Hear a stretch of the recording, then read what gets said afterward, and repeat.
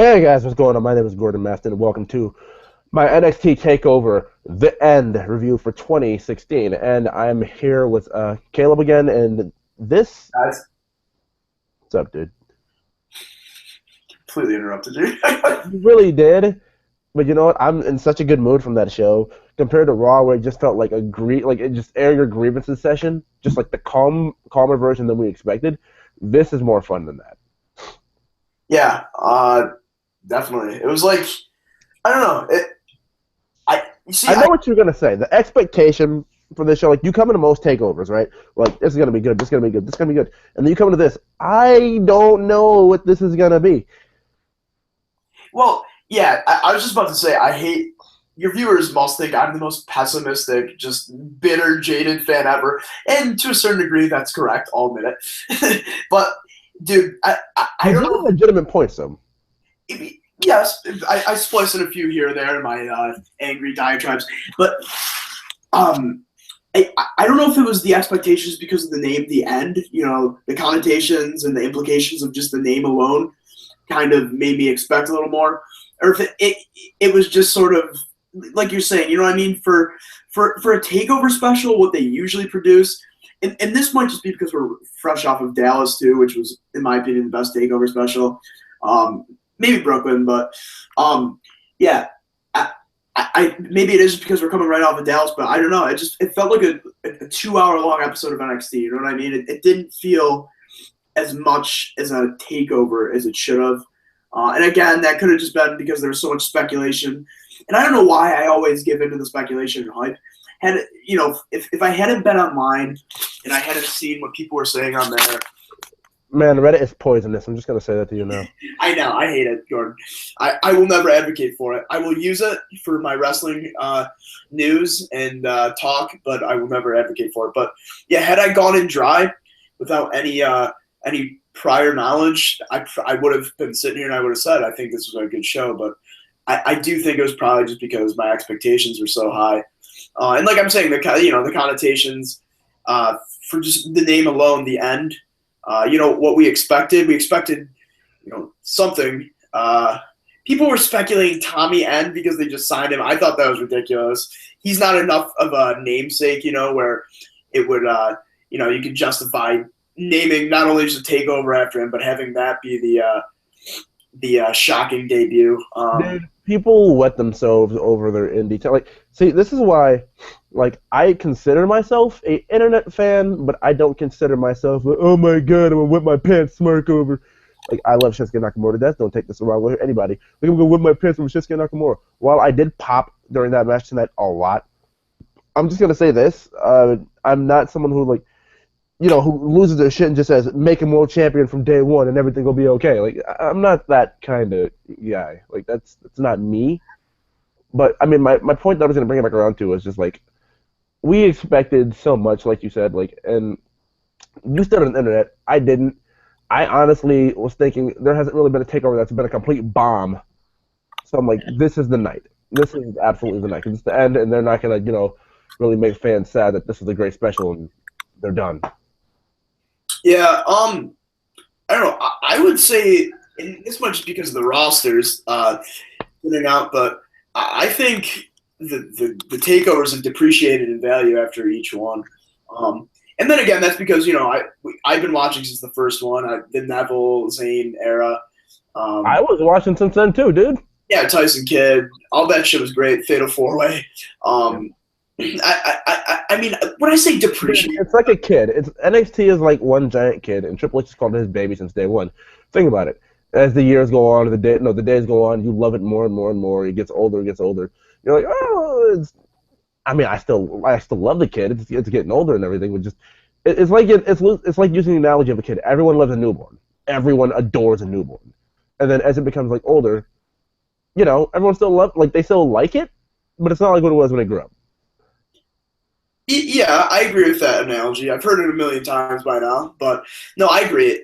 In a way though that you, you typically I just had a fucking stroke or something. I think, dude, Jesus, I'm tired again, guys. This can be my excuse for every time I fuck up live on air. But no, but typically you get sick of the old baby when there's a new baby in town. And as far as I see, there's nothing better in town than that has the mainstream exposure and appeal. You would say Lucha, yeah, but is NXT. So I think people are willing, and by no means is it. I mean, it's still an amazing product. I'm not going to sit here and act like it's not, but I think people are willing to take a lot of things with a grain of salt and sort of magnify and glamorize how great things are. When in actuality they're pretty, by the number for some things, but. For this show, I think they played it close to the vest. Not close to the vest, but they. And again, this might just because I bought into the speculation that there'd be some sort of swerve. I'm just upset now that there wasn't. But I don't think that's the case. I think there was 5 very solid matches on this card. There was never a point where you wanted to tune out, like, oh my god, this is just unbearing. Yeah. I just want to say it was like uneventful. Like it felt like it really just felt like a long episode of NXT. I mean, but really, aren't takeovers usually like this? Like, you think about it, great match, and go backstage and move on to the next match, move on to the next match, move on to the next match, get done. Main event. If you want to say uneventful, the closest thing you'll get to uneventful is the main event. Yeah, well, that's why. Because I mean, we have such a short-term memory as wrestling fans, or we don't know where we're going next. It's basically, it feels like we're directionless. Is what it's kind of. Well, we sort of have a last up bias. I mean, the last thing we're presented with is kind of what we base the whole program around. I think as wrestling fans, whether that's subconscious or whether we do that, it's the forefront of our minds. But I try to remember. Like you said, your favorite, like Dallas is your favorite special. Like you said, recency bias. That might be recency bias. My favorite still stands at our Evolution. Yeah, no, exactly. And when I go back to think of the show as a whole for Dallas, because again, that was an ending that wasn't anything spectacular. There was no big swerve or anything. And that's the one thing. That's the one little notch. The one little notch that our Evolution has over Dallas. Yeah, exactly. And the one thing I learned is, like, how there are reports that Samoa Joe is to be called up, right? Mm-hmm. You go on to watching the Seth Rollins WWE24 documentary, if we already haven't talked about this enough, that Vince McMahon, literally, like, when they were showing NXT and Seth was there, was right next to Triple H backstage. He didn't have a headset on, but he was right behind Triple H, standing over him, watching, him run the show. Yeah. And he probably like, oh, I want Joe. Never mind, I don't want Joe. Oh, he's Samoan? Oh, damn it, I want him. Let me see him. Oh, you didn't tell me he was one of the fat ones, Hunter. Damn it. Put him in face paint. We'll call him Amaga Jr. Oh, my fucking God.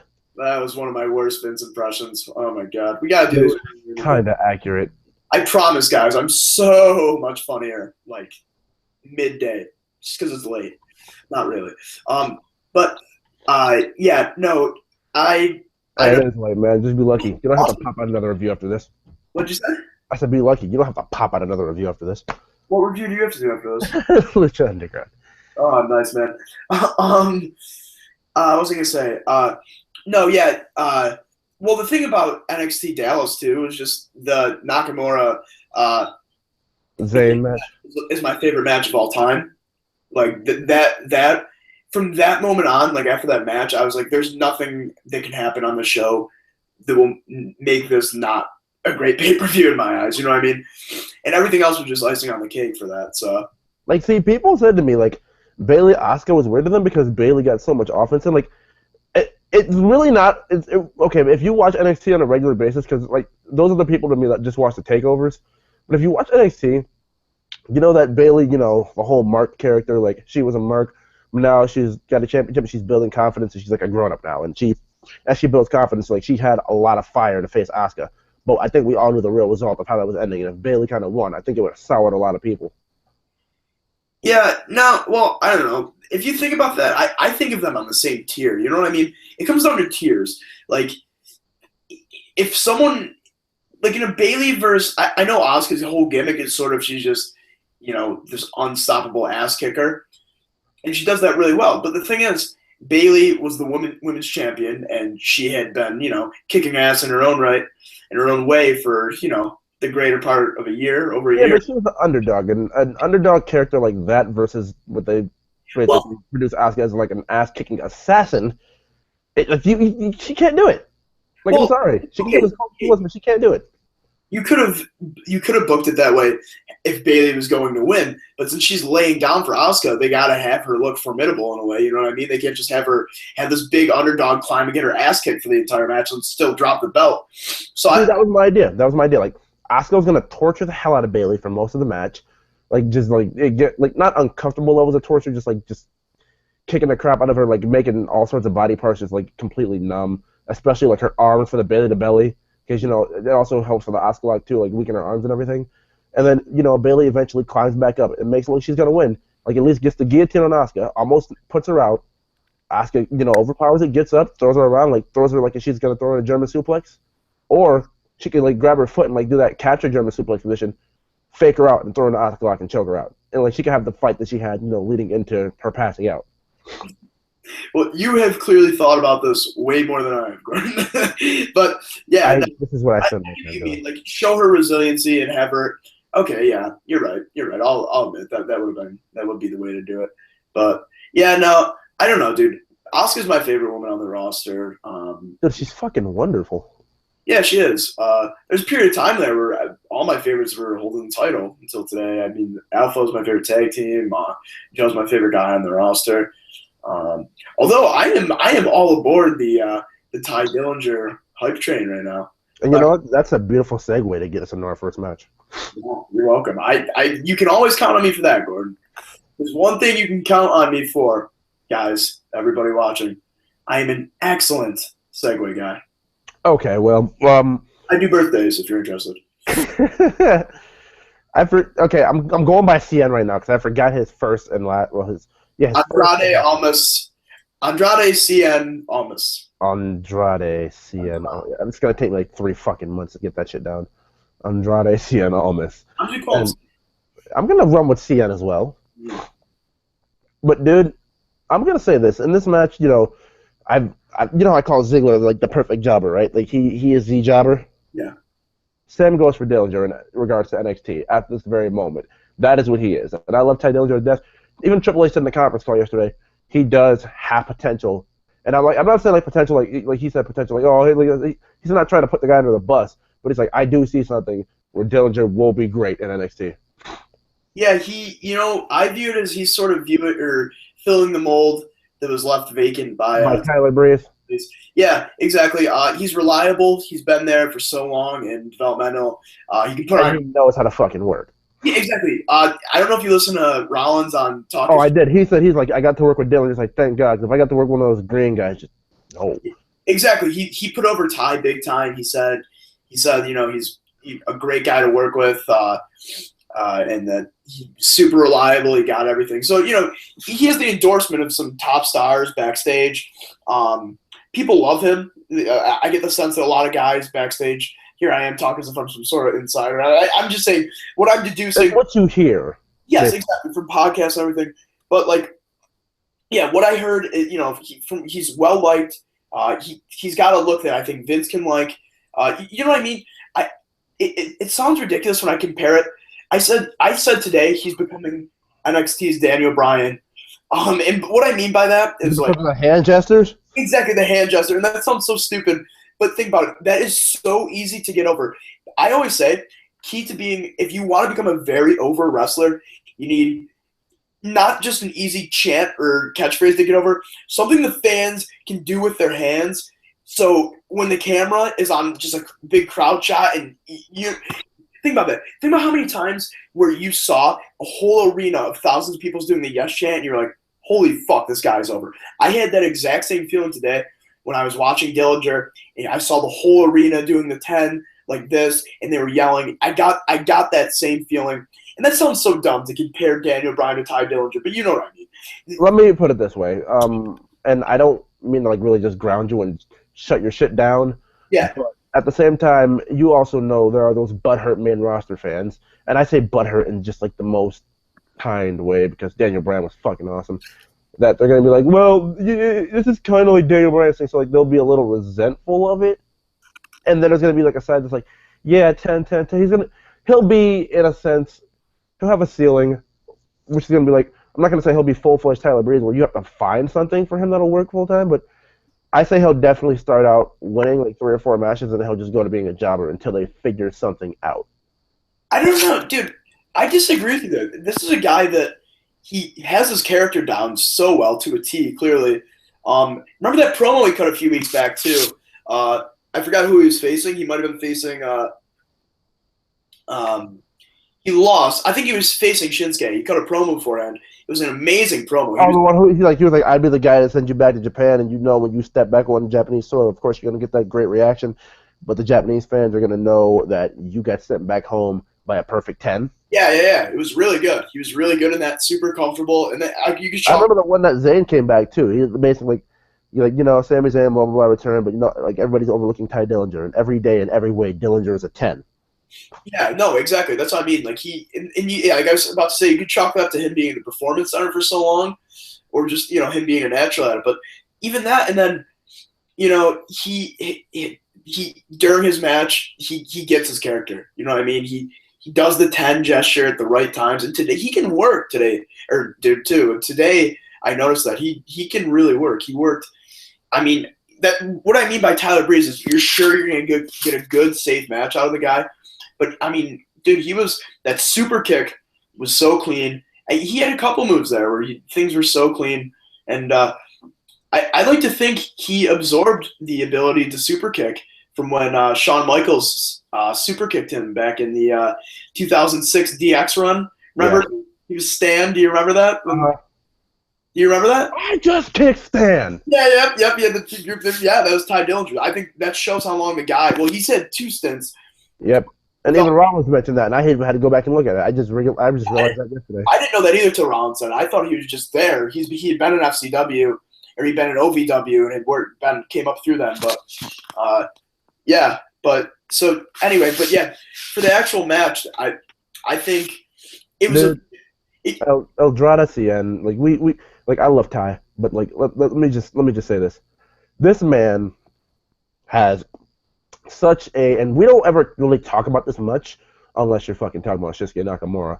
But this man, I hadn't seen his stuff in CML. I mean, I think it's CML where he came from. Like, he didn't directly come from AAA. But this man has a in-ring charisma about him that just fucking screams star. Yeah, I think it was smart on them for taking his mask off. No, because I remember like they didn't take his mask off in his last match in CML. He had like a thing where he had to have his mask, like what do you call it? He lost the match, lose the match, lose your mask. Yeah. So he basically decided from there, I'll go from there without the mask. Well, yeah, I mean, I remember that happened to Rey Mysterio in WCW. They had him take the mask off. He had to look like a fucking 10-year-old. And then the WWE, WWE just completely ignored that, and they threw the mask back on him and acted like that never happened in WCW. Well, I'll say this, and I am completely heterosexual when I say this. It's like the Zayn thing, dude. Like, holy shit, why was this guy under a mask? Yeah. Dude, so gay for saying that. Let me just put that out there, man. Wow. I'm just oh, I'm straight. But you call another guy handsome, you gotta worry about people calling you gay. He is, dude. Like, I know. This world's screwed up, Gordon. I reserve the right to call greased up men in underwear wrestling other men. I reserve the right to call them handsome, okay? And be completely comfortable about my sexuality, damn it. I can do it. It's 2016. But no, yeah, dude, he really did have charisma to him. His facial expressions were perfect. But one thing I know I didn't like how in his vignettes they hyped for so long. You know, that he was like a heel? No. They showed the back of his head. You know what I mean? Uh-huh. They show the back of his head in all those vignettes, and you never see his face. So they're building up as if this is some grand reveal of this guy's face, and they show the footage, like the Lucha Libre footage, and like him tearing it up. So you feel like this is really significant. It's going to be an impactful moment. Well, it's basically the dawning of a new character because you're showing his face, and he hasn't wrestled before without his mask. Then they bust his ass out there, like, and I thought it was No Way Jose. I had to double take, like, he's got the fucking suspenders, like what was this? As if he was like no way, like it was weird. It was a weird entrance, not a great entrance, awful entrance attire. Dude, you obviously know. We know 110 fucking percent. At tomorrow's tapings or the tapings that they do for August before Brooklyn, he will damn sure be fixed up. He'll be what? He'll be fixed up, dude. They'll have it done right. Yeah, I'd like to see him as a heel. I think he'd operate better as a heel, honestly. I mean, his moveset, I don't think you can do that. In NXT anyway, they really, I mean, outside of Joe, they really don't have any like set in stone heels. As weird as that sounds, you know what I mean? You got a lot of guys that teeter totter on that line of ambiguity. Well, there's the Revival. Yeah, Revival's good heels. They're not as apprehensive of tag teams for making them full on heels, but yeah, like Aries looks like he's leaning sort of that way, but like I was saying earlier, NXT has sort of moved to this like they try so hard to pander to such a hardcore audience sometimes that they have become Ring of Honor. They you know what I mean? It's more about the actual wrestling product and less of the sort of I guess carny portions of wrestling like heel face allegiance and storylines, and I think that sucks. I mean, the best parts of NXT is when it was more WWE-anized, I guess, Americanized. You know what I mean, where there was drama. Because in the earlier days, I sound like such a hipster douche. Like, oh, the early days of NXT. I like old NXT. I still love NXT. I don't mean to come across as bitter. It's great anyway you slice it, but you know what I mean? Back in the day, you got the best of both worlds. You got ROH level matches and sort of show structure, and then you also got WWE type of drama and story and dialogue. It was great, and now it just seems as if they're putting all the focus into just pandering to hardcore audience with no dusty finishes, just all clean finishes, crazy spots, and there's a place for that, I think. And the takeover. Dude, let me just say this now. When you said clean finishes, especially for heels, like the Revival, I'll give this example. When they won the titles from the Vaudevillains, I am so damn happy that they made them just completely made Aiden English tap. They didn't go any bullshit route about it tonight. They didn't go any bullshit route about it. Like, their heels went clean. Joe, they didn't go any bullshit route about it. And like in the process of doing this, they will, if depending on who you are, they will, protect you or still make you look strong on the way going out like that. Yeah, I think that's great too. Like they have heels, but they don't have the heels besides Kevin Owens. Do anything overtly heelish? You know what I mean? They teased that Joe was gonna like attack Finn, but he decided not to. I think it was more of just sort of a hunter admiring his prey after he killed him. He was staring down at him, but yeah, I like that. I like how they don't have any chicken shit heels. I do think that's cool. That's one thing I'll never complain about. But anyway, back to the Dillinger CN Almas match. Almost picked up the win with his double knee corner. I'll be honest, I'm not too high on that as a finish. Like, my thing is, I think that should be a setup. Dude, and the moonsault into another moonsault, that shit was fucking clean, dude. Dude, okay. I'm not gonna act like I watched La Sombra at all in CMLL or anything. I typed him on before when I saw he was gonna debut. When I started seeing the vignettes, I typed in God bless whoever makes those top 50 moves of. It's like one guy I've deduced from watching like 40 videos on YouTube. Hats off to you, my friend. I've never seen anything, and I wanted to keep it that way just so I would be completely surprised. Well, I looked it up, and I watched some of his matches, and dude, he was very good. He could pull off a lot of moves, but he would do them slowly, kind of, and sloppily. And yeah, that landing, the double moonsault,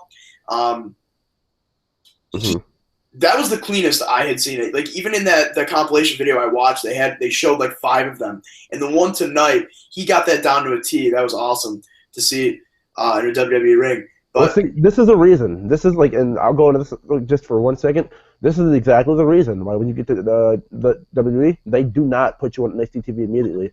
They want to make sure you're adapt to working their kind of style. Like, They want to make sure you're adapted to work in their kind of style, and you can pull off everything clean and it doesn't look sloppy.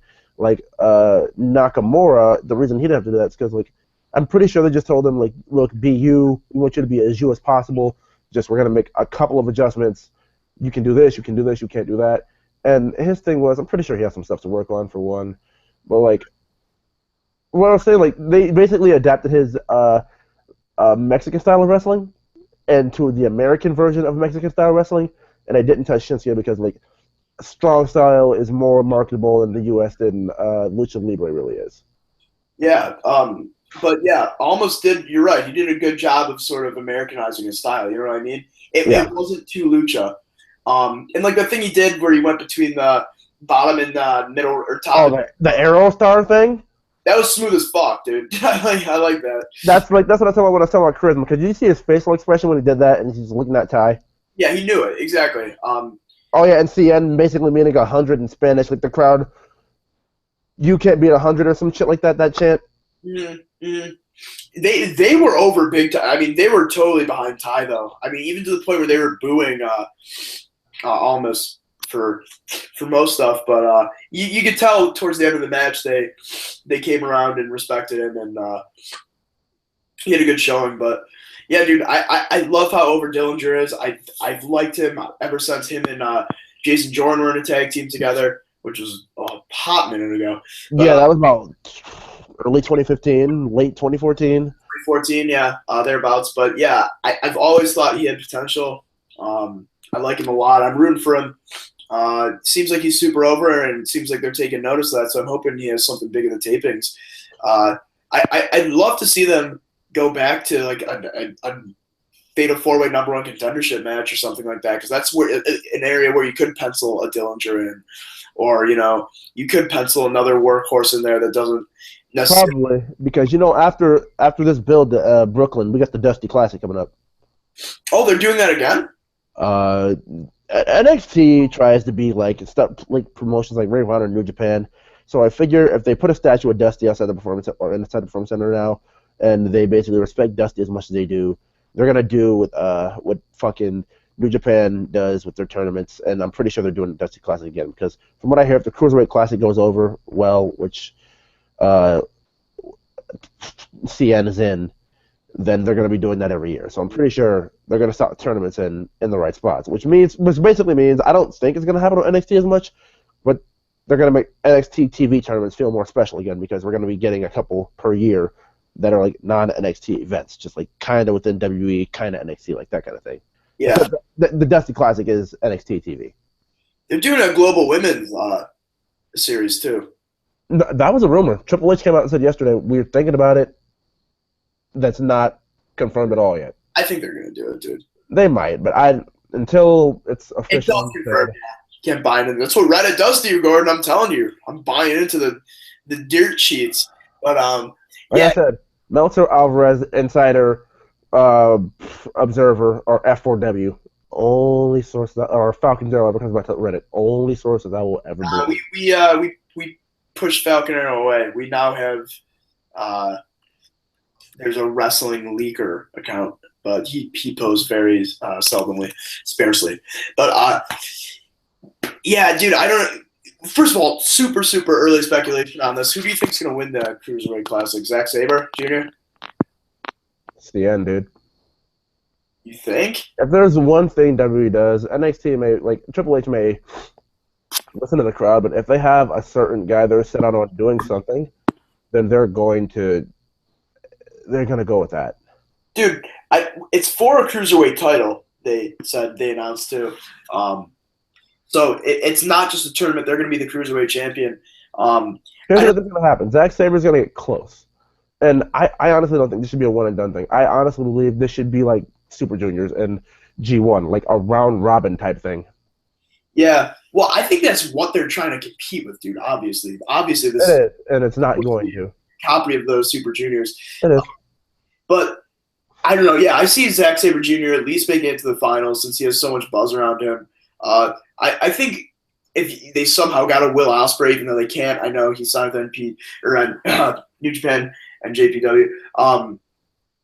But I think ideally they would have had a guy like that win, or if they could have got Ricochet Obviously, those two aren't competing. I think we're looking at either Rich Swann, I could see them maybe going with. I could see him making. Or Gargano or Ciampa. I was just gonna say Gargano or Ciampa. Yep, because those are two guys that are kind of viewed as as WWE guys now already. They're not just gonna bring in somebody like Sabre Jr. It's like just have a random win. Have Sabre Jr. win it, and then he's not even selling. That's the one reason Triple H was apprehensive to really do anything with Gargano and Ciampa, because they weren't signed. So all he could really do is give them a bit of credibility and just let them beat jobbers. Yeah, until he was sure they were gonna sign. Yeah. Is Thatcher in the cruiserweight club? I don't think so. Okay, I know Noam Dar qualified. Yep. Which I can't see him going too far. There are 32 guys in this thing. Mm-hmm. Yeah. That's a lot to run through. Yeah, we shouldn't even talk about that right now. But yeah, so after Dillinger and Almas, we had Revival. The Revival, yeah, the match of the night versus American Alpha. They clearly watched Ospreay and Ricochet because they had some choreographed spots in there, which were very good. Can I just say, it makes me so angry when it feels like on NXT TV, which I've started to realize with a lot of talents, they just phone it the fuck in. Who phoned it in, you think? No, I'm saying NXT, unless you're getting unless it's the main event, most of the jobber match on NXT or most of the other matches where someone's obviously winning, they phone it in. Yeah, for a one-sided match, yeah. And that's another thing I've always liked about Ty Dillinger. Even if he knows he's, where he lies on the card, he puts in great effort. It sounds like the whole point of this this video is me just putting over Ty Dillinger. I promise that's not by design, guys. But yeah, I don't know. I do agree with that, but for this show, that was not the case at all. No, that's where I was going with this. It feels like they phone it in way too much. But the great thing about Takeover is you see everything from everyone. And I mean, it just feels and this is a slight problem. It's not a legitimate problem. I still call this match of the night, and it's problem. I'll get to that when we get there. But it feels like American Alpha. I'm not saying they leave anything to be desired, but they squeeze so much shit in so many sequences. Some of it kind of feels forced. Yeah, I don't know. And I love it too because we get to see more of them. And whenever Chad Gable shows me something on NXT TV, I'm like, come on, dude, pull something new. I know you have a ton of shit up your sleeve. Yeah, I know. He almost feels a little restrained at some points, but I think the ankle locks today, having them bust that out, they're now kind of just straight up embracing the fact that these two are basically Charlie Haas and Sean. They're just mini Kurt Angles. There's the double German spot. I love that. Yeah, I love that too. But the ankle locks were sweet. They were. Gable really, his ankle lock looked awesome. But no, yeah, I don't like how, for example, Jason Jordan, when he didn't do it in this match, thank God, but he was doing that for a few weeks, because I remember down and back up. Yeah, remember at Dallas he did that, and they popped big, and then he did it again and again on TV because they capitalize on what works, and they do it to death to the point where it's not memorable anymore. Hold on, can I just say too here for a second? This is just a quick little note aside. NXT, and I love Full Sail University. Do not get me wrong. I love Full Sail University because of how creative they can be. The whole Bulmae, the Shinsuke Bulmae thing, or they were singing Nakamura's theme song or something like that. Yeah. But this links up with American Alpha. Full Sail University is like WWE. They do something cool, and they just continue to just beat the horse dead. Yeah, it's the point where it's cringy. Yeah. I know, I don't like that. And also, another thing with American Alpha, they neutered what made them so cool, and I love them. Again, I sound so jaded with saying this shit, but remember when they were kind of heels, kind of transitioning to face, and they're not as arrogant as they used to be. Yeah, but it's come on, we'll take you on, blah blah blah. We know we're good. No, it used to be we're better than you. We know we're better than you. We're not sweating you, but at the same time, we're not overlooking you. Yeah, remember not Jordan. Gable used to be a dick. Yeah, that's what I'm saying. And Jason Jordan was like very apprehensive and reluctant to partner up with Gable, and Chad Gable would always do the "come on, ready, willing, Gable" thing, and Jordan would never agree to it. And And then now he does it. there was no building towards it either. One week Jordan just did it, and Chad Gable was like so sick, and it was funny because Chad Gable would act like a surfer bro or something. He would act like, you know what I mean? Like it was funny. He had a defined gimmick. He would act like a douche. He would act like a frat boy almost. Exactly. It was funny. People that's when people started to draw the angle comparisons there too. And then they just dropped all that and they almost became like these patriots that were just like workhorses and like took everything so seriously. See, that's my thing. That's my thing. Like, I basically been holding this back for a couple months, and I'm like, there's something missing from American Alpha. Like, it takes away from as much as I like them, but I still like them. But it's like there's something that's missing from them that I'm like, it's like really not apparent to me right now. I can't figure it out, and it was the lack of personality. It's upsetting because they had it in leaps and bounds, and you know what I mean. Go watch NXT from 5 months ago if you don't believe me. My complete I say go back and watch from July, and then like the episode in September they had where they beat Neville and Crow. That's like when they were like so like, oh, like I'm so glad I have this guy as a partner. Like, come on, do it, ready, willing, come on, come on, come on. Yep, exactly. They had it. It was perfect, man. It really was. And again, everyone is funnier when they're a heel. It's easier to operate as a heel. Dude, I'm sorry for interrupting you, but they even lost the theatrics to the team. Like, they used to show off in the ring too, and it's not like they were even heels because the fans eat it up. The perfect 10 gimmick is a heel gimmick. Yeah, exactly. He still shits on everybody and says you're not a 10. He will tell everybody in the crowd you're all like negative threes, and that's me being nice.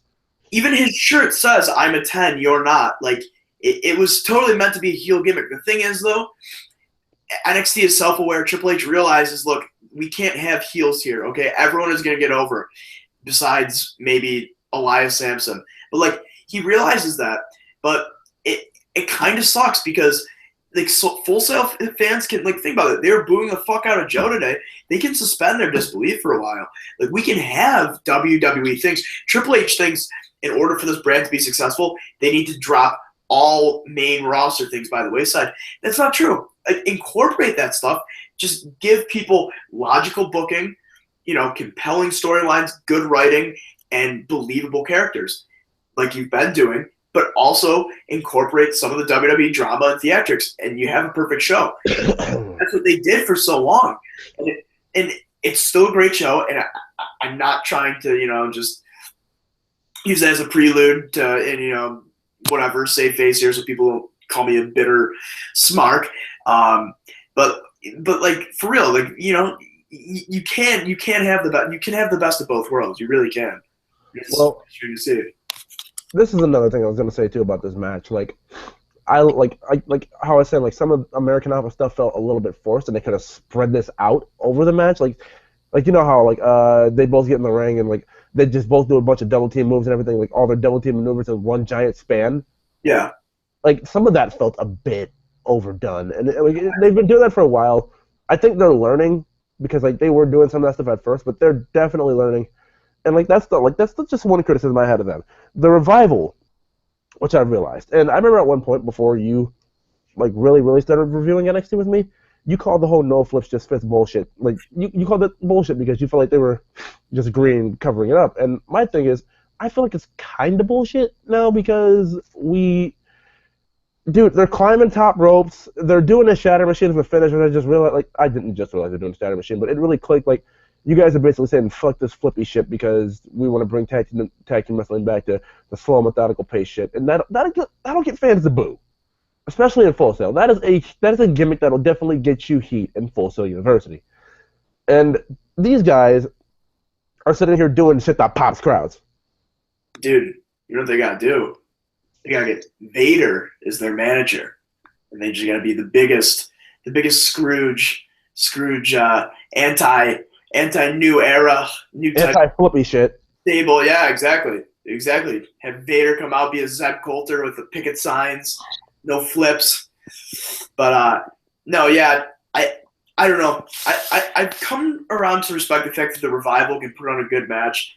I just know, I shouldn't say no, but Dude, those guys, they're not going to get over on the main roster. And it stinks because they can put on a good match, but. Dude, Scott Dawson has no charisma.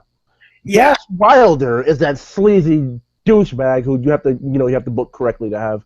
And he's pretty good promo, too. Yeah. But, yeah, exactly. Like, they're just too generic to get over on the main roster. They don't do anything really to stand out. Like, they can put on a good match, but... And they have to realize, too, the whole no flips, just fisting only is like a Full Sail-centric thing. Exactly. Why would a casual fan care about that? They'd be like, yeah, okay, that's fighting, fist and kick. Yeah, that's what everyone does. You know, and that kind of is the main roster type of wrestling, too.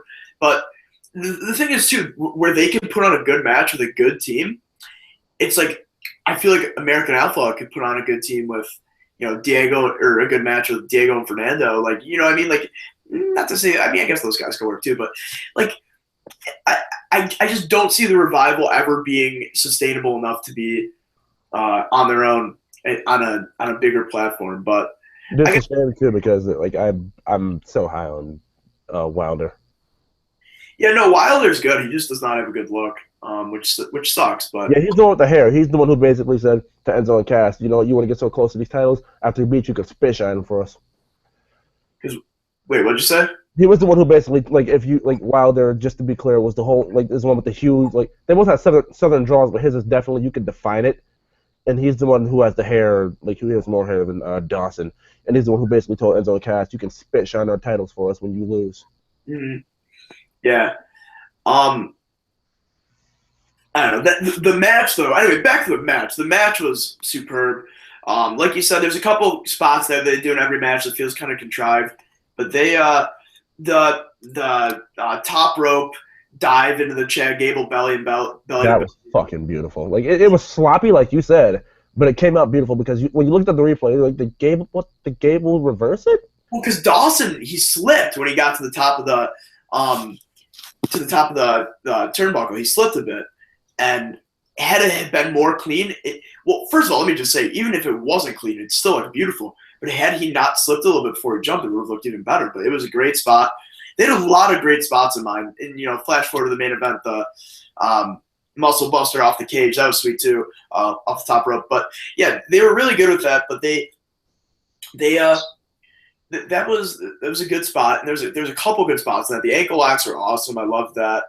As much as it upset me, the finish was unexpected. I thought if initially, okay, American Alpha's getting called up or they're getting prepped for SmackDown, and maybe they are. Maybe they're going to have a quick program with the Authors of Pain, and then they'll go to SmackDown, but which is what I hope. But, it seems like they're going to be used as an instrument to get the Authors of Pain over. I would have liked if they had a longer title run, but I think there was some ulterior motives for. Let me put it this way: American Alpha was that kind of team, and it sucks to say this, but I don't mean this in an underdog type fashion because I don't want to call them underdogs because of how we talked about how they came upon us and how American Alpha got so great. But they're that kind of team where the chase is better than the championship. Like don't get me wrong, it was great to see them with the championships, but the chase is where it's at with those guys. No, exactly. And NXT does that with a lot of babyface. They're super underdog babyfaces. Like Zayn. And Sami Zayn's title reign was so short, but I'm not going to say underdogs for American Alpha because they fucked everybody up. They fought. That's what I mean. Yeah, they killed them. They weren't underdogs by any means. They were just beloved. And a lot of people misconstrue that nowadays, being beloved and being. Is this their second loss? Yeah, I think so. Second clean loss. Dusty Classic. I think this is their third loss. Because this is their third loss in like 7 months. Holy shit. Yeah.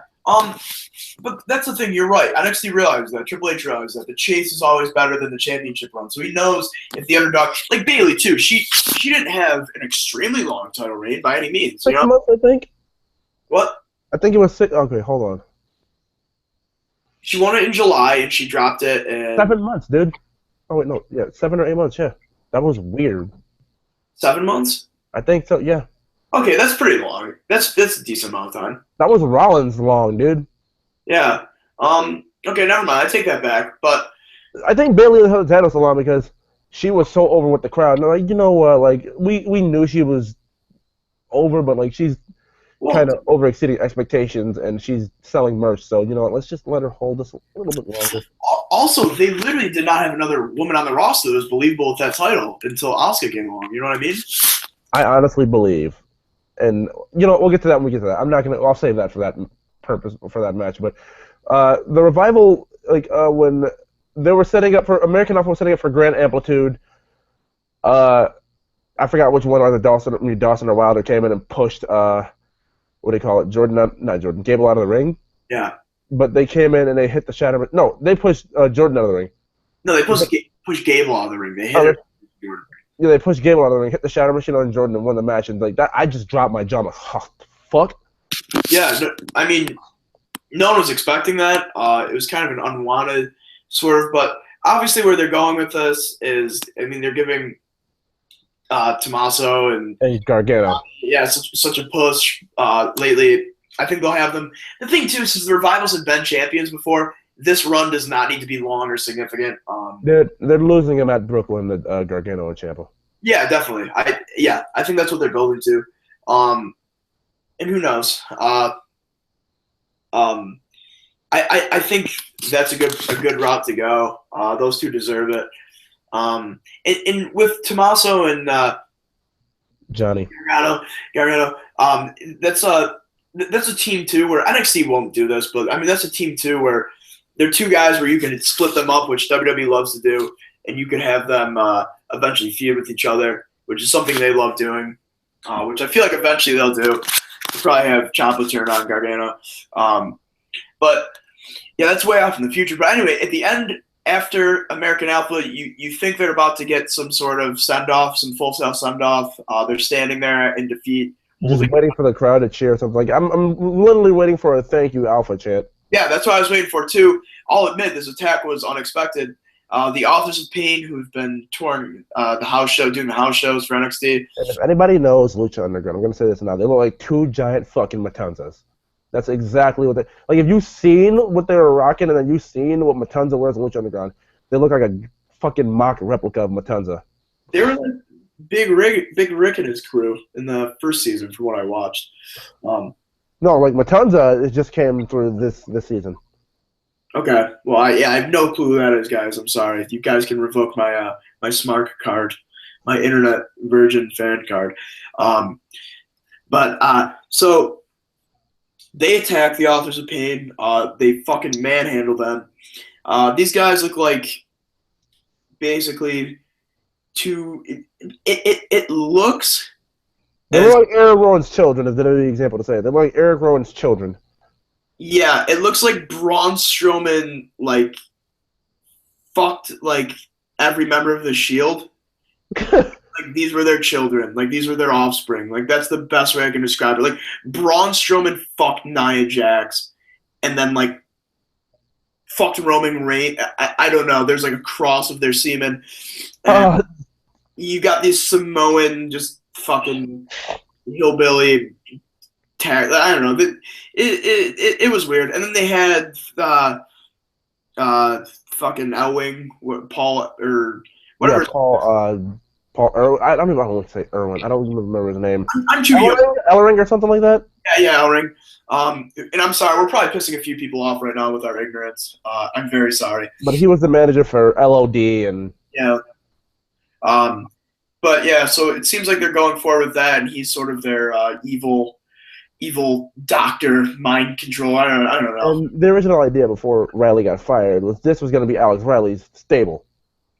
That, you know, they did the whole make NXT great thing where, you know, we're tired of the guys who run around here with flippy shit and fucking indie backgrounds. We're just here to, you know, fuck shit up.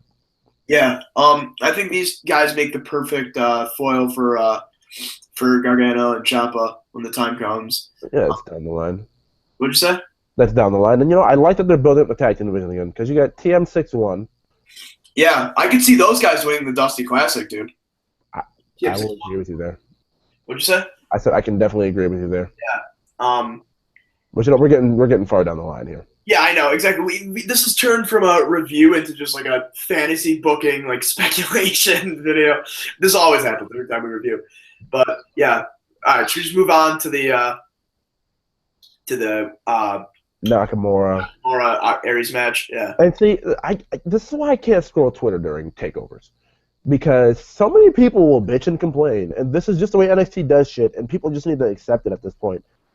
Why aren't the women going on now? Make the semi-main Nakamura and Aries. Like, this is just internet fans bitching about shit. Like, dude, you watch NXT, you know how this shit rolls. For anybody who's watched NXT actually the past couple of weeks, the last tapings they did, the last 3 weeks, the women have main evented each show. Yeah, were people actually complaining about this? Because that's ridiculous. Dude, people complain about this every takeover on Twitter. It's so annoying. Dude, it really is. Women, they overdo it with the women main eventing the show, I think.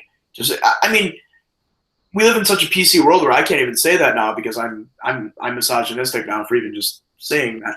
But no, but seriously, like they overdo it sometimes. You know what I mean? It's almost like prove a point. Like, hey, look how accepting of women we are. See, we don't call them deep. We don't make them do bra and panty matches. We don't demean them. Like it's just. Let me give you a perfect example. Lucha Underground has Taya, Ivelisse, Sexy Star, Cobra Moon, and even Katrina to a degree. They don't tell us about how they don't mistreat women. They put them in the ring with the men, and I know it's WWE and they won't do that, but they put them in the ring with the men and they treat them as equals. They treat them as equals. Like fucking Mil Muertes, you see it on episode 1 of season 2 of Lucha Underground, speared the fuck out of Katrina. Mm-hmm.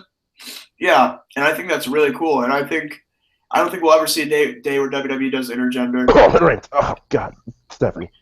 But yeah, that's very weird. People complain about that, but anyway, it pisses me off, man. But this match was fucking awesome as well. I'd say this was second for matches. It would seem like I didn't think the American Alpha match was good. It was awesome, dude. Like, it's just like those are the couple things I had to take away from that. This match, though, this was beautiful. It started a little slow, the match. It really picked up, though. They found their stride. I'll admit, for how great these workers are, I mean, these guys are, it seems like they didn't have a ton of chemistry. They put on a great match, but it was underwhelming for the expectations I had, and that's just me being a spoiled brat wrestling fan. But I mean, you could tell. I mean, they put on as good of a match as they could. I also think the Shinsuke Sami Zayn match too really set the bar for what he can do. Can I just mention too, while you're mentioning that, the singing of the theme song is what I was mentioning when I was like, cool, and then you beat it into the ground. Yeah, I like that. It's kind of cool for him to have a chant at Full Sail they can do. They're doing the Bomaye chant too, but I like that. I just find that kind of disrespectful. I mean, I know no one's ever going to forget the Bomaye, and it's the Kinshasa now, but Shinsuke Bomaye is kind of... I mean, it just seems kind of disrespectful to me. Think about it. The Olay chants followed Sami Zayn, even when he was Sami Zayn. Yes, but if you really think about it, they didn't have anything to really chant about him. The sensational Sami Zayn? Come on now, man. Yeah, true.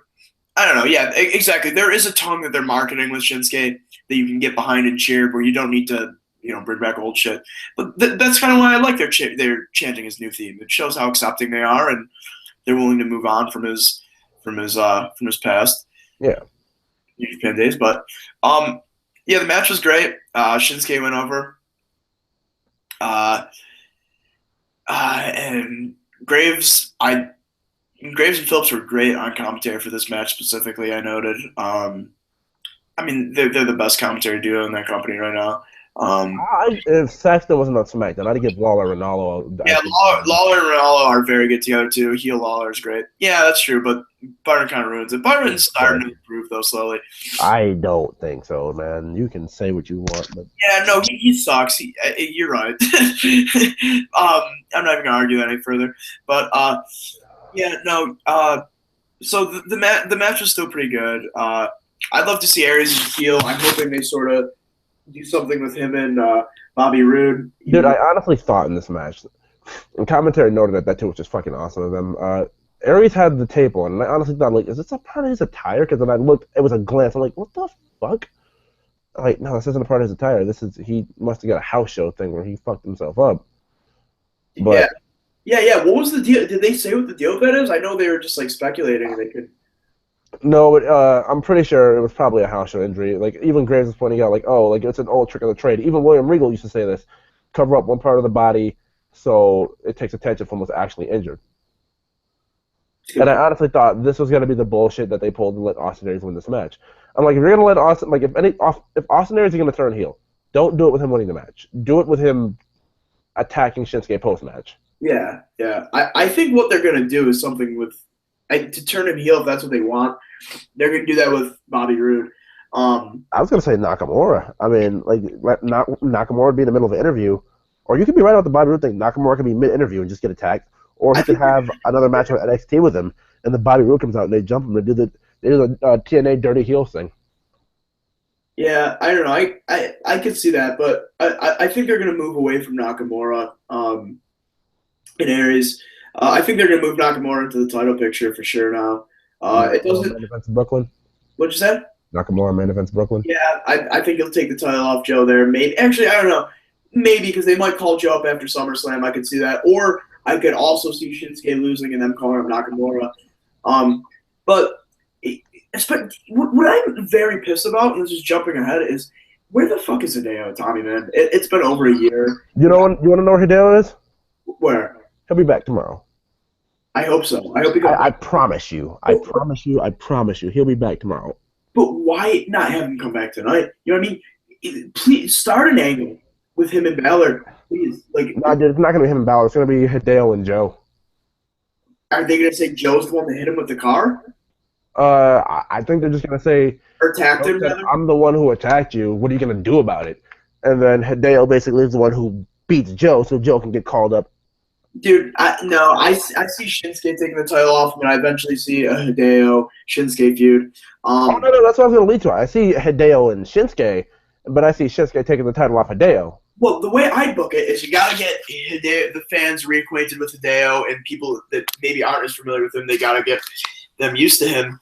So I think, because if you remember before he got injured, he was getting primed for a title push. He was supposed to win the triple threat.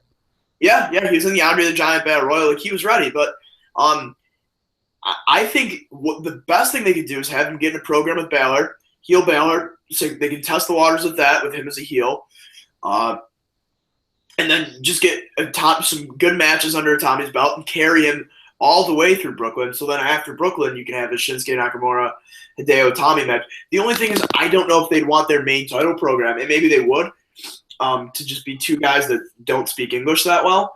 But then again, NXT is not a very promo-heavy environment.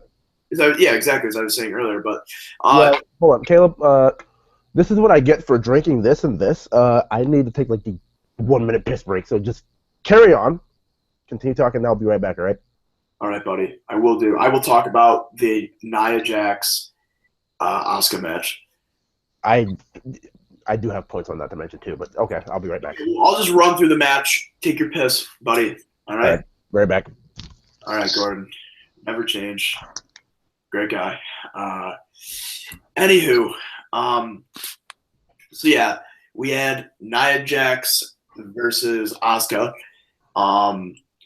And I gotta say, honestly, this is the best that I've ever seen Nia Jax. Mind you, it wasn't great. She was a little slow with certain spots and setting up things. I'm kind of confused as to what they're doing with her. You know what I mean? I don't know if they're going for like an Awesome Kong type thing, because then in her promos they have her kind of act like a bratty teenage girl, or any other woman. You know what I mean? They don't have her act like some imposing, speaks less, talks the most type character, where Brock Lesnar, where just everything they say is impactful and intimidating. So I don't know. I'm confused in that. I think they're trying to figure it out. She's trying to figure it out. I think she'd be best serviced as sort of an Awesome Kong type, absolute just badass destruction machine. I sound like I'd be on the marketing team for naming the NXT Takeover specials. NXT Takeover Destruction. But yeah, I don't know. I think this is the best I've ever seen her. Though I was just saying how this is the best I've seen Nia Jax. Where she did look a little green and a little slow in setting up spots, she's definitely improving, and she played kind of the. That's how to put it, man. Nia knows what she has to do. She doesn't have to learn moves. Just toss fucking people around, dude. Yeah, exactly. Look at the You badass. don't have to do shit. I was just saying, awesome calling. Like that's what she's That was doing. the comparison I've made since day one. Yeah. You literally need to learn. Like, I'm not even kidding you. Learn 5 moves, and then toss people around. Yeah, no, seriously, you're right, and exactly, just make it look like that's all you need to do. Like you're just so Fucking. formidable and tough and destructive. Like that's all she does need to do. And I was saying though, it's like they don't know whether they want her to be in this gimmick or they want her to sort of just be on the same level as every other woman. And it might just be unfair for us to assume just because she's big that she's got to be this just absolutely dominating, imposing force. No, she does, dude. Because if she's not, then she doesn't live up to the fucking hype. Yeah, well, they book her like that, but then they also, like, when she's in promos, she just sounds like a petty little. Dude, she sounds like a Malibu white girl. Yeah, exactly. She doesn't sound like some big, tough monster. Like, and today they had that spot at the end where right before she got kicked to the face, roundhouse to the face, she screamed before they pinned her, which I thought was good. You don't fucking get that in WWE at all. That's some fucking New Japan shit right there. That's some next level New Japan shit right there. Yeah, no. I thought it was good though. It's refreshing to see something like that in WWE. That is protecting Nia to the fullest extent. Like, she just basically it look like the only way you're gonna fucking beat her is if you knock her the fuck out, which Asuka did. Like you're not. Have you seen the way her head knocked back after Asuka kicked her? Yeah, exactly. She was just lying there limp, and Asuka grabbed her arm. Like you have to knock her out to fucking pin her, which I like. But go ahead. No. I was just gonna say I like that, and I liked how dude Asuka sold the fuck out of every one of her power bombs, out of all of her like buckle bombs. She made everything look great. She made it look like I thought a couple points there like wow, Asuka might injure herself because she is selling the absolute shit out of this. She was climbing Nia like a mountain the entire match. Yeah, no, I know, and they keep getting that rear chin lock. Everybody does that against Nia. That's her kryptonite. Oh, the guillotine that Bayley found and weakened her with. Yeah. That fucking Bayley was watching some Zack Sabre Jr. Kyle O'Reilly shit because they're the two people I know that do that shit the most. Yep. Yeah, Kyle O'Reilly loves doing that. And see, this is the thing. This is what I'm gonna say about Asuka, which means like she's come so fucking far. Like, Asuka is now like next, like, and see, I think Sasha's third for me now because like, and that's crazy to say because the charisma she carries, and we talked about this Monday. But like, it is now Becky then Asuka for me because Asuka before her matches, like, yeah, you let people beat you up and play with you a little bit, and then you did the smile, then you knock somebody out, it was fine to me. But then there was still something to be desired when it came down to you need a little something more for me to like really, really get into you. Like the promo she did last week where she basically said, if you don't take me serious, you should, and then she just reiterated in Japanese, and then she's sitting here screaming and like just fucking talking shit during the matches now. That's the extra element she needed for me. Yeah. I fucking love it. Dude, Asuka's awesome. I love her. She's my favorite woman on the main roster or NXT, dude. I just felt like she was missing something, and she's really picked it up the last couple of weeks, and it's fucking been awesome. No, dude, she has. She's picked up her shit. I've always been a believer of her. Seriously, you talk about language barrier. For her, it doesn't even matter. Her or Nakamura, like these Japanese people act like they can't they seem like they can't speak English as well, even though I think Nakamura is a fucking troll and he can speak better than we think he can. Yeah. But Asuka doesn't she can speak a little English and then just fucking yell Japanese, and you can feel the charisma and passion coming out of her. Dude. Her promo last week, holy shit, dude. Right. Give me a fear boner. No. Dude, but exactly, I didn't understand what she was saying, but I was scared. Like, dude, and she can speak enough English where she can say something in English to terrify you and then scream something in Japanese like a fucking World War II general in the Pacific to just scare the fuck out of you. Like, right. It was awesome. But yeah, so Asuka picks up the win after kicking Nia Jax in the head 4 times. That was a good way to book that finish if you're going to have Nia lose. They booked that better than having when Bayley choked her out. Because, Nia ate 4 fucking hard shin kicks. And to her head. to her head. The last one finally took her out, and it knocked her out, and she screamed right before. Like it was a scary ass Tarzan-esque scream. It was something to see. So she goes down, and then as she goes down, shortly after that, the cage begins to come down. There's your segue, Gordon. I'm a genius. I know. Now, see, see, before you get to the cage, I'm going to touch on a couple other things to ask it. And see, this is going to make me sound like the most perverted person ever. But to Asuka, like, you know how they go with the fierce killer thing for her, right? But she looks great, too. Yeah. I recently noticed, and it'll probably come back up a little bit more, like, I looked back a little on a couple more matches before we did this. Do you ever notice the thong line that Asuka has? Yeah, I was thinking that today, actually, I was watching. I don't know why she wears that thong over her tights. I don't. Probably it's the dangerous sexy thing for her, probably. Like, she's seductive and then she's a fucking killer. Yeah. No, I think about that, and, like, Vince probably is gonna, like, why are you can't do that. Yeah, dude, I'm not gonna lie, I have a big crush on Asuka, man. I do too. I'm not. But you're right. Cage match. This to me. And everyone says it. Everyone complains about it. I look forward to the demon entrance, but yet at the same time, like, nothing really, like, changes. Like, Finn has to bring upon an intensity. Like, in New Japan, like, he was intense outside of the demon character, but, like, he would fucking drop people on their goddamn heads and fucking double foot stomp on the back of their heads and shit. Like, there's an intensity missing from Finn. Okay. Look, I've said this to you, and I say it in confidence because I can trust you're not going to shit on me and you respect all opinions. I might get crucified by the internet community here who are not known for being open and accepting of others' opinions or any sort of subjectiveness. I'm going to open up. Like, this is what we're here for. We're here. Exactly. I don't care. This is our show, damn it, Gordon. Basically, yeah.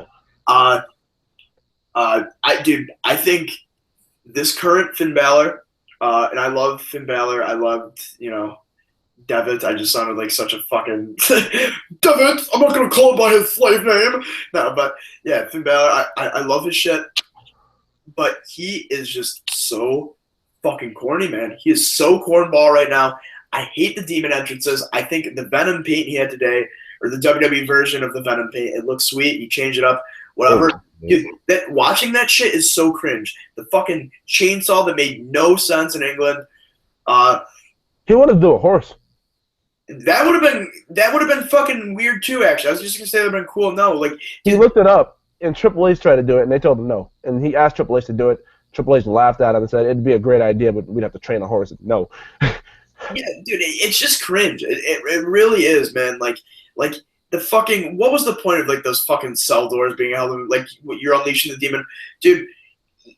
You're not a demon because there's fucking paint on you. Come on, like, dude. I don't know. That's not what I have a problem with. But just like the entrance and like the fucking crap. I have no problem with the entrance. My problem is there's no intensity behind the character. You're not really different, and the paint is really just a market job because people will complain about it in Full Sail, but it doesn't really matter because Finn Balor will be universally over, and then you get him to the main roster. You get him to the main roster, and then it just turns into, well, he doesn't have to really have a distinguished moveset from demon to regular Balor because the paint is really just it's a draw. It's a draw. It's a marketing scheme. Exactly, dude. You literally took the words out of my mouth. I was just gonna say that. Like, it would be something if the demon acted differently in the match than Balor does regularly, or if he had a different moveset, or he was, dangerous or did like heelish things or something like that, something distinguishable. But no, it's the exact same shit. He does the exact same things, exact same moveset, exact same mannerisms.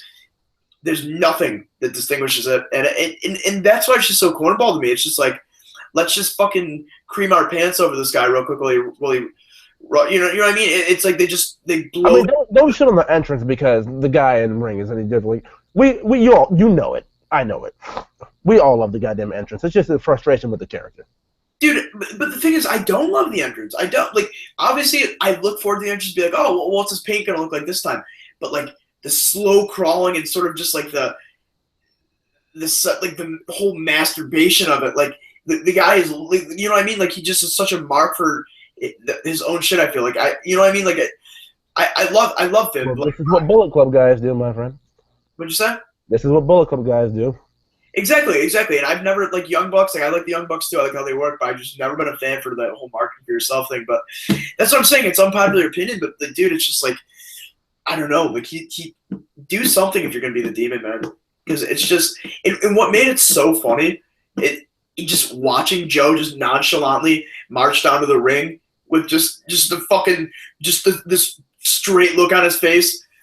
Was hilarious, man. Just watch him march down, nothing fancy, just walk into the ring and get in the ring. That was so funny, man. Like, Dude, Samoa Joe does so fucking well with everything he does. dude, he is literally, dude, I love Samoa Joe. He's my favorite guy in NXT, and as soon as he comes up to the main roster, he's gonna be my favorite guy in the main roster. Like, I mean that, dude. Everything the guy does is perfect. He's the best. I think he's the best promo in that company right now. Behind, not in the company, the best promo in NXT. He's up there in the company. He's so comfortable. He gets his character. He just looks so formidable. He's the only guy I could really believe being able to beat Brock Lesnar. And I think that's a dream match. I would love to see that one day. But like, dude, Joe is great. Joe is so great. Tonight he looked like such a badass. He literally looked like NXT's Brock Lesnar tonight. And I love the fact that he pinned Balor instead of. I really thought they were just gonna have Joe escape, but the fact they had him pinned. This is the first time the Demon's been pinned. I was thinking about that too. I'm like, nah, dude, you build Joe up as this badass who really, like when this feud first started 7 months ago, which is a problem itself, but I'm not even gonna go there. That's just a whole nother can of worms open. But he came in and he really just like started choking Finn out and said, "I'm not afraid, blah blah blah. I'll take you out any way I can." To just have Samoa Joe walk out the cage, it would have been such an finger. Dude. Like, yeah, it would have been such main roster shit. Yeah, like, exactly. When Cena and Wyatt feuded, and then Wyatt used the whole little fucking the Cam Newton kid from the commercials to fucking get out of the cage, and you didn't pin this man. Dude, you're right. This is their fourth match.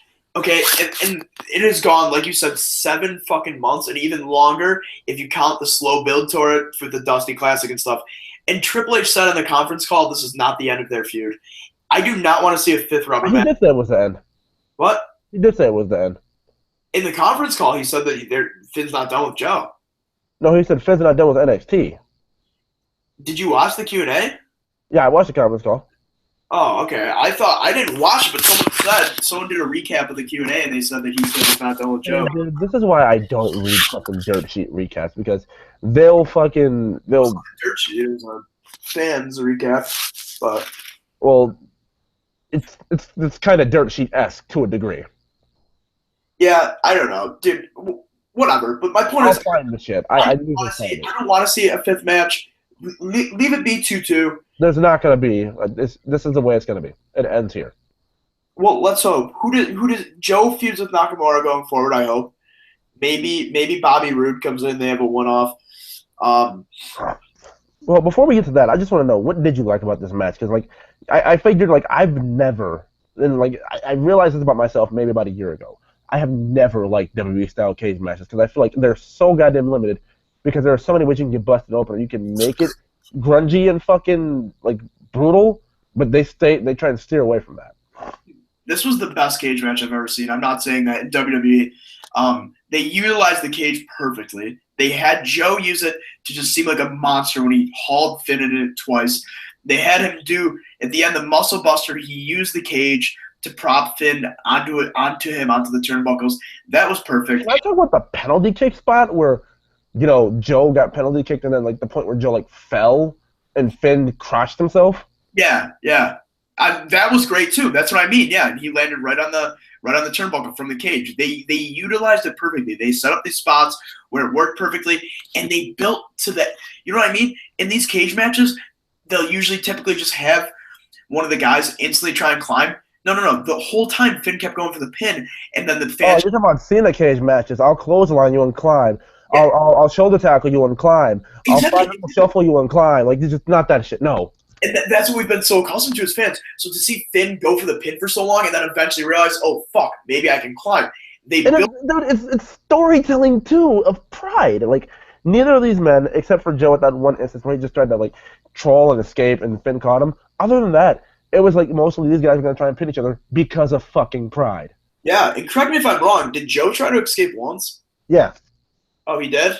Yeah, like he ran to the door like at the beginning of the match, like the bell Oh, rang. yeah, I remember that. See, they had him look like a badass from there on out, but why have him do the chicken shit in the beginning? He doesn't need to. Because like Corey Graves justified it perfectly. I beat you already. You're entitled to a rematch, yes, but I don't have to take the shit. I can just walk out of here and I'm win. Yeah, but that's chicken shit. You know what I mean? If he's a dominating heel, you can just fuck him up and leave him for dead. But you also know Samoa just that kind of guy who just basically gets in the mood. I don't feel like taking this shit. I'm out. I And he know. will find a way to completely justify it to you and make it seem badass. Lately, it's like a Brock Lesnar type, like just completely dominating type of like monster heel, which I like a lot better than a Kevin Owens, like where I can beat your ass, but I can also be chicken shit that doesn't need to take this. I don't know. I could see it going either way, but dude, either way, utilize the cage perfectly. The match is perfect. See, everything about this was such a good show. It's just, I definitely am just upset. There was no, I was expecting Hideo to come back. I was expecting, they teased Bobby Roode backstage with, we forgot to mention that, with William Regal. Oh yeah, before the cage. Yeah, they had a segment where William Regal was talking with Catherine Kelly about the show, and then you see Bobby Roode walk by with a security guard or something, and then he tells Regal to come over, and Regal and him go into an office, and they have a meeting. You don't get to see anything, and that's where that segment ends. So first tapings tomorrow, opening promo, Bobby Roode. Yeah, we'll see. I don't know what happened with Eric Young, so they might be doing a Bobby Roode, Eric Young. Triple H said they're talking contract with both of them. They're what? They're talking contract with both of them. Yeah, I don't know. I don't really see Eric Young doing much. That's a guy that you could instantly call up to SmackDown though and have him add something up there. Dude, Eric Young can be that reliable veteran hand that can really show some guys some things. Well, dude, give Eric Young a promo with a feud with Apollo Crews. Yeah, no, exactly. Somebody that's not a very good promo, but dude, there's actually I just found this on I'm sorry, on Reddit. I'm such a douchey elitist. I apologize, guys. Dude, I use Reddit too. I just use it to look at fucking see if there are any like legitimate dirt sheets out there, or see if there are any like big news things out there. But no, the Wrestling Observer reported that NXT is going to be rated big time by the draft. From this week's Observer, it says, even though Triple H made a comment as though he thought it would happen, but didn't know, among those involved with NXT were told NXT is being rated for the draft big time, and that a lot more will be known shortly. It only makes sense given they need to add in the talent depth to have two strong rosters. The company has been aggressively pursuing to sign talent to start in NXT in September. They've also been telling people who they've signed not to let anyone know. There have been reports regarding Tommy N being one of those people. He's scheduled to undergo medical testing and will be offered a contract if he passes. Let me explain this. Everyone, and I'm gonna explain from what I've heard on the I listen to podcasts Talk is Jericho and everything. I listen to Meltzer and everything, and these guys are told specifically, do not tell anybody anything. If somebody says it's something on the internet that I found something that you signed, you decline it, you deny it. Because if you do, your contract can be terminated ASAP. Yeah. Dude, I think this is really great, actually, because, dude, with the Cruiserweight Classic and stuff, they're going to be having so much talent that they can sign and bring into NXT. They can sign and, see, here's my thing, dude. We get to see homegrown guys again. Because Triple H did mention, I have so many guys in the Performance Center who are ready to go and do this. At the same time, not half of them. He's like, some of them may not be ready at all. But I am down there. I do the reports. I hear about a bunch of guys that are ready, but we have no room on TV. Yeah, no, exactly. You can raise a new generation of NXT stars that actually need developmental help. You can bring these homegrown guys that have not come over from the indies too and splice them in with other indie guys you signed. We can start to see an NXT where it's starting from the ground up again, which I think is cool. And there's so many guys on that roster right now that are ready for the main roster that need to get called up and let these new young guys come up. And like I'm saying, let it be a trading ground or breeding ground for I don't like that fucking ZZ kid. I don't like the guy that won Tough Enough, Josh. That guy's a fuck. But you know who apologized to Kevin Owens? No, I know. Yeah, they made him. The job, him calling the League of Nations the League of Jobbers or whatever. Yeah, I remember It that. wasn't the League of Nations. It was a Social Outcast. Well, yeah, Social Outcast. I meant, yeah. But exactly, yeah. No way you'd ever say that about the League of Nations. But yeah, dude. Seriously, you have guys like that you know have never wrestled anywhere that need the TV exposure and time to get over with the Full Sail crowd. And that'd be awesome to see them grow again, like the original batch NXT guys, where they were guys that were successful in the indies, but like Pac and Generico before they became Neville. Exactly. Like, you had the guys that were draws to bring people in, and then like they were so invested with those guys, they eventually grew on the guys that were being developed, and like guys like Breeze, guys like at the time, Leo Kruger had an investment in that, and then it turned into Adam Rose. Guys like that, where you never know what they could be. Guys like No Way Jose could even get elevated. That's what I'm saying. And then you have guys that can elevate them and do the job for them, like the TNA guys. You know what I mean? Yeah, but even guys like Rich Swann could even get fucking elevated here. Yeah, exactly. It benefits so many. Like, I'm not gonna say it's gonna be like this is gonna be like NXT getting better or being great. There may be a little rough patch here. I'm not gonna lie, but it will get better. Yeah, there will be a learning curve. There'll definitely be a period of adjustment, but it's gonna be good. And there's gonna be, like I'm saying, you have all these TNA veterans that can stay there and elevate these guys. I think it'll be good. And you got to fill out 2 main rosters, SmackDown and Raw. So I'm excited to see where this goes. I really am. I think we're gonna have an exciting period of wrestling here. I agree. Is there anything else you'd like to say here about this? Because we're basically done. Yeah, I was gonna say I'm glad to end it on a happy note like that. I'm optimistic for not only the future of NXT but the future of wrestling. We got an excited summer coming up. We got the Cruiserweight Classic. You say this and then Monday, I fucking hate everything. We got NXT Brooklyn. We got SummerSlam. We got Money in the Bank. We have a really exciting summer coming up. So, best in the world. If we're talking about I'll be doing that.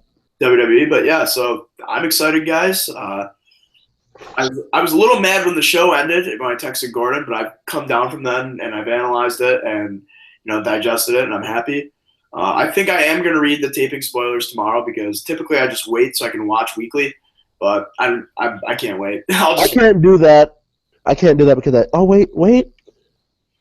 I've said until the product feels like it's until the shows feel like they're actually like really special again, yeah. I'm not gonna review NXT TV. And it's not that NXT TV is bad, it's just like it's not what it was. So I can do that if I please too. You know what I mean? Yeah, they have so much time to fill between takeover specials, but yeah. But no, yeah, so I'm excited. And I'll be around the channel a lot more. So you guys better get used to my shitty jokes and my interrupting and my well, I guess my amazing segues are what keep me around at the end of the day. That's what I'm here for. But okay, well, would you like to promote your Twitter or anything? Yeah, at CC_QB7. I mean, yeah, that's all I want to promote. All right, and like I said before, you guys already know. I'll even put it up here on the screen, which I have the awesome ability to do because it's like magic. Just give me a second here. Oh, that's sweet, dude. Follow me on Twitter, FightMaster and Fight. You guys can finally see what I'm talking about here. That final T is not allowed to be there because Twitter you're not allowed to. I have my picture up here. It's the picture of me with the Jack Evans shirt on, the Dragon Slayer t-shirt. Quick plug, I will have a Lucha Underground review coming out. Probably be up by like fucking 4 or 5 maybe. And then, I mean, I'm not really back until Monday. And good Raw or bad Raw, because I've signed Michael into this. And most likely, I'll be honest with you, and Caleb can speak for himself, he probably won't be here depending on bad Raw. Yeah, we'll see. It's a go home though, so I'm expecting it not to be amazing, so I'll review it probably regardless. Let me put it like this. This is my quick little plug for that Raw review, and I'm not going to say anything further on it. They make this segment about the Shield, it's going to be good. They make it about getting Roman over, it's not going to be good. Well, that's what it is going to be. It's going to be one big Roman circle jerk, yeah. I think there'll be some banter exchange. They'll all talk. I think what's going to happen is they're going to get into it about who the true leader of the Shield was, and then Roman will be like, I did all the talking with my fists, son. Pucker up, bitch. Something like, I don't know. And then, like, you stood in the background talking, Dean, and Seth, as far as I'm concerned, you were sitting there flying through there and not doing the damn thing. Yeah, exactly. You have his voice down pretty well. Yeah, exactly. I'm sick of this shit, dude. It's what's gonna happen. It's so predictable, but whatever. Let's not end on a bitter note. I'll say this much, even on a positive note. I love, and I made a video on this a while ago, and this might probably carry out the video. I'm gonna be honest with you, probably another 5 minutes, but 1 Hour Wrestling is taking over the fucking world. Because you look to, I don't know, you'll look to NXT, 1 Hour Wrestling. You'll look to, what do you call it? Ring of Honor, 1 Hour Wrestling. You'll look to Lucha Underground, 1 Hour Wrestling, and no one ever complains about these shows unless they're like little nitpicky things. Dude, even 2 hours is not awful. Exactly, like 1 hour NXT show, awesome. 2 hour NXT live special, awesome. Like SmackDown is going to be so much better just for the simple fact. It's the alternative to Raw, and it's fucking watchable, dude. There's 2 hours. There's no third hour lull. Yeah, exactly. It's going to be great. They're going to have a good talent pool, and they're going to. You know how you can tell that SmackDown's actually going to consistently stay good, not just be good for a couple months and die? How? Do you know USA is not funding this, right? Oh, yeah, it's all through WWE. Yeah, exactly. Until they're proving that they can, yeah, USA is not funding it. But the thing is, SmackDown is going to become like a glorified NXT, and NXT is going to turn more into more of a breeding ground, I think, and more of a. It'll still be, great, but NXT is basically about to go back under the radar, practically. Not under the radar. It's still going to have the exposure it has, but I'm saying they're going to have much more. It's going to be more developmental than it has been. I'm excited for it. But point being, I mean, we're living a time where we have alternatives, and it's fucking beautiful because a normal human being can't sit through 3 hours of Raw. Like, I sit here, 2 hour NXT special, let's fucking go. NXT on a weekly basis, all right, cool. Lucha Underground, let's fucking go, dude. Ring of Honor, and even they're like 2.5 hour, almost 3 hour shows for Ring of Honor. Like, fuck, dude, they're still good. Like, I'll say about 75% to 80% of the matches are usually like good. There's like maybe 1 or 2 that'll drag, but still they're good for the most part. Yeah, exactly, and that's the thing. If there's not overexposure, if there's not time that needs to be filled, if you're pressed for time, then everything on that show is going to be significant and impactful. You know what I mean? You're not going to just squeeze things in there for filler. It's going to be good stuff that is relevant and matters in forward storylines. So exactly. And like what I appreciate that they do, like NXT used to do this. Like they haven't done this in a little while, but like if they like have like a couple more spots open to like they need to actually fill time, they'll significantly make it work. Like, oh, this guy's been doing good, this guy's been doing good. All right, number one contenders match for this title. This way, there's a significance about it, and you get something out of it, and the fans are invested. Exactly. All right, but I think we'll just about end this here, and I'll put my face back on the camera. Yeah, we've stuck around long enough, guys. But yes, at CC_QB7, you'll be seeing my ugly mug around here much more often, so get used to that. All right, you guys know the deal. Fight Master Fight. No T on Twitter. Like this video if you already haven't liked it. Subscribe if you're not subscribed for more of that wrestling goodness on the channel. Comment, dude. I love to hear feedback. I love to hear feedback too. I know I'm fucking awesome, but sometimes I like to be validated and I like to be reaffirmed of my. The Raw review has like almost 300 views at this point. What'd you say? Raw review almost has like 300 views at this point. There we go. We're tearing it up. And this is NXT. This is more niche, which means there's going to be a lot fewer review videos. So let's try and get this bad boy. Dude, there's been like 400-something views on NXT before that I've done. So I know I could pop 400, almost 500. We're the dynamic duo. We are. We are the Cheech and Chong of... Wow, that was an awful, awful comparison. I'm sorry. I'll apologize immediately for that one. We are the Jordan and Pippen. There's a much better duo. We're the Jordan and Pippen of this. Nah, dude, we're the original Jordan and Gable. Yeah, that's what we are. Of the low-res interview or YouTube reviews. We are totally trash bag YouTube reviews. I don't even have a fucking external audio source. I'm talking right in my webcam. But we get the job done as ratchet as we are. We know what we're talking about. We're smart. We provide the best content. We're dedicated. We're passionate. And most importantly, we're for the kids. We're for the kids. Gordon and Caleb are for the kids, baby. Just like the new day. What a fucking lie. What'd you say?